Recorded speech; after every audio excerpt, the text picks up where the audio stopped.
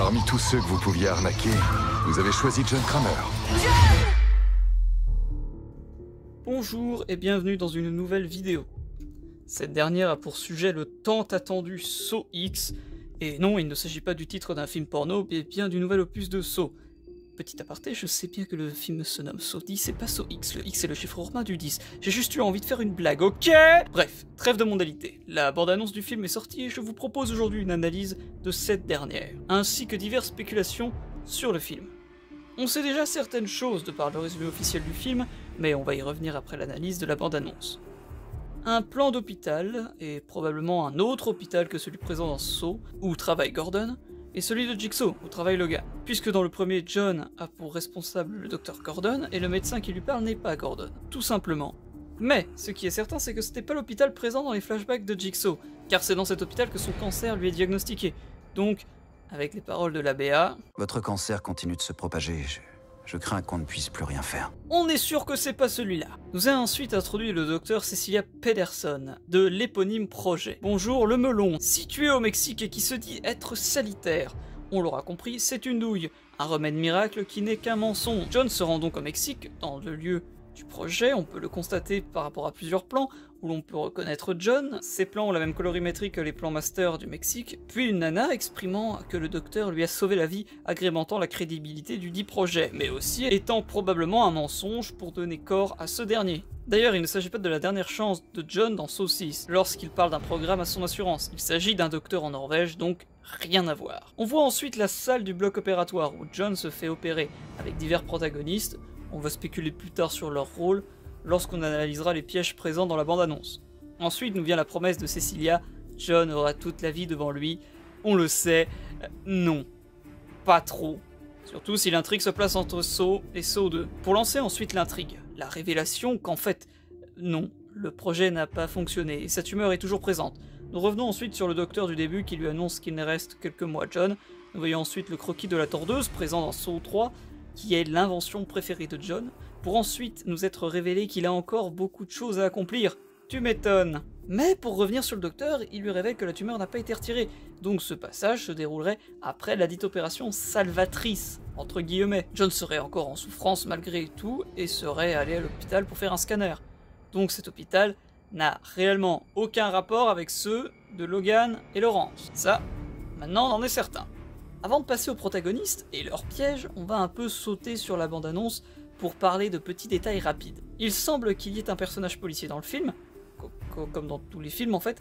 Il semble aussi se retrouver dans la salle de bain du premier opus, mais je suis pas trop certain pour le coup, parce que le plan est un peu flou, donc bon, c'est encore une fois qu'une spéculation. Et pourrait peut-être être la personne qui menace John avec une arme. C'est probable que ce soit lui, mais aussi un autre personnage. On sait que John a déjà piégé des armes pour des jeux, et même qu'il se mettait comme sujet dans ces parties. La leçon du film qui tient à propos de l'arnaque, propos déjà présent dans la scène d'introduction du 6e opus, mais aussi légèrement celle du film. Nous sommes donc sûrs d'une chose, John ne va pas mourir parce qu'il meurt dans Saw 3. Et donc, comme par exemple avec le premier sujet que fut Cécile, il se pourrait qu'il se mette en scène pour voir si ça a fonctionné, pour voir si les joueurs sont réceptifs. Donc on pourrait avoir face à lui un joueur qui a survécu, et que John lui propose en dernière partie, vivre ou mourir, mais en étant lui-même le sujet. Et aurait piégé l'arme, car si il tire, il se tue, et s'il ne tire pas, il a gagné la partie. Enfin encore une fois, c'est que des spéculations. Hein. La fortune de John est toujours existante. Il est dit encore une fois dans le 6e volet de la saga que l'argent n'est pas un problème, car il a de l'argent. Ainsi que son investissement dans l'immobilier, c'est donc encore une fois quelque chose qui est présent, de par le bâtiment qui va servir de partie de jeu, et le prix que lui coûte l'opération, soit 250 000 $.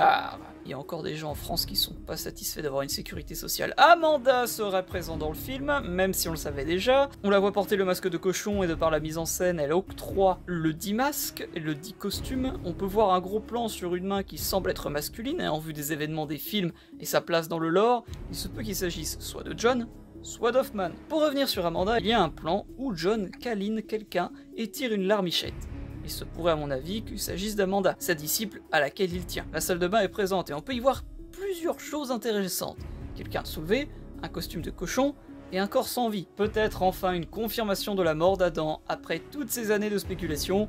Enfin, peut-être. Puis le retour en fanfare de Billy. Bien, on va analyser maintenant les 7 personnages qui nous sont présentés en tant que joueurs dans le film. Cecilia pourrait être la première à mourir, car on ne la voit pas beaucoup, dans la bande-annonce. En même temps, quand on voit pas grand-chose, qu'est-ce que tu veux que je dise? La complice, quant à elle, est visible. Lorsqu'elle se fait kidnapper, on peut voir la main de Jigsaw. Pour son jeu, il se pourrait qu'elle subisse ce mensonge. On sait bien que John réserve ce sort aux menteurs, déjà vu dans Saw le chapitre final. Ici donc, probablement une opération qu'elle dit avoir eue. La brune est attachée à une chaise au niveau de ses jambes, à une corde au cou, et est encadrée d'une armature attachée à un fil de fer. Il semblerait qu'elle doit se découper les jambes pour se libérer, mais aussi qu'elle ait survécu. On la voit légèrement sur un plan avec les cheveux détachés et à un espace différent. Mais aussi et surtout, libérée. Je ne pense pas qu'il s'agisse du moment où elle se fait kidnapper, car John ne lui aurait pas rattaché les cheveux et l'aurait laissé comme il l'a trouvé. C'est son mode opératoire.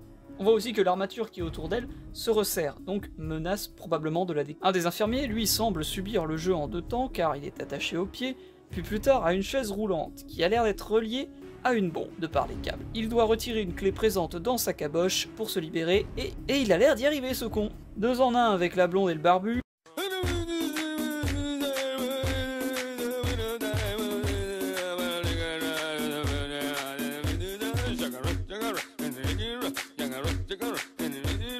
On ne voit pas beaucoup de jeux avec elle à part être attaché par le cou, donc pour le barbu, à part le voir se faire prendre du sang sur le visage, bah il n'y a pas grand chose à dire là-dessus non plus. Un mec noir, et il y a tellement rien que je pense que ça va juste être la scène d'intro qui va être dans la salle de bain de par la colorimétrie. Un imberbe qui survit pour sûr, probablement le chirurgien qui a opéré John. On le voit se faire enlever et on sait qu'il va survivre à son premier jeu. Dans un premier temps, il a des bombes qui sont plantées dans ses bras, et je pense qu'avec le scalpel présent dans ses mains, attaché avec du gaffeur, il va devoir s'auto-opérer pour les retirer. On voit bien sur le plan de l'explosion qu'il les a enlevés, ce qui laisse penser qu'il s'agit de bombes, puis il aborde non pas un costume de chirurgien, mais fièrement l'affiche du film. La punition qu'il se voit subir semble être le sacrifice de ses doigts, quoi de pire pour un chirurgien. Mais le mécanisme qu'il a sur le visage, j'avoue ne pas avoir trop d'idées.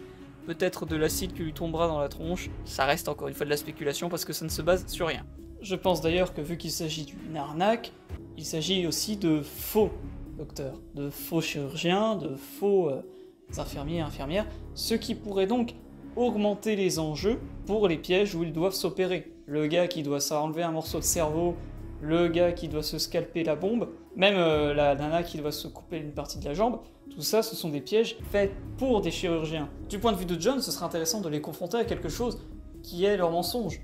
Encore une fois, on reprend ce propos-là. Donc, à mon avis, il s'agirait de ça. Pour le reste, j'avoue séché, on voit seulement des bonbonnes d'eau, plus tard une main qui est sur un gros tuyau tout mouillé et beaucoup de sang autour, des images de promotion, une main qui prend un gros rasoir près d'un corps, des textes de bande-annonce, qui ne valent rien vraiment d'intéressant et de pertinent. Dans tous les cas, je pense que la temporalité sera répartie. On sait déjà que le film prend place entre Saw et Saw 2, et je pense que cela va être pour la partie de jeu, l'opération de John, avant. Il est donc probable de revoir quelques personnages présents dans des événements entre Saw et Saw 2, soit 2004 et 2005, donc nous avons Hoffman qui est susceptible de revenir en tant que personnage important. À part lui, je ne vois pas qui pourrait pointer le bout de son nez. Voilà, j'espère que cette analyse vous aura intéressé. Encore une fois, l'espace commentaire est là pour pouvoir en débattre et échanger à ce niveau-là. Dans tous les cas, je vous dis à bientôt pour une prochaine vidéo. Au revoir.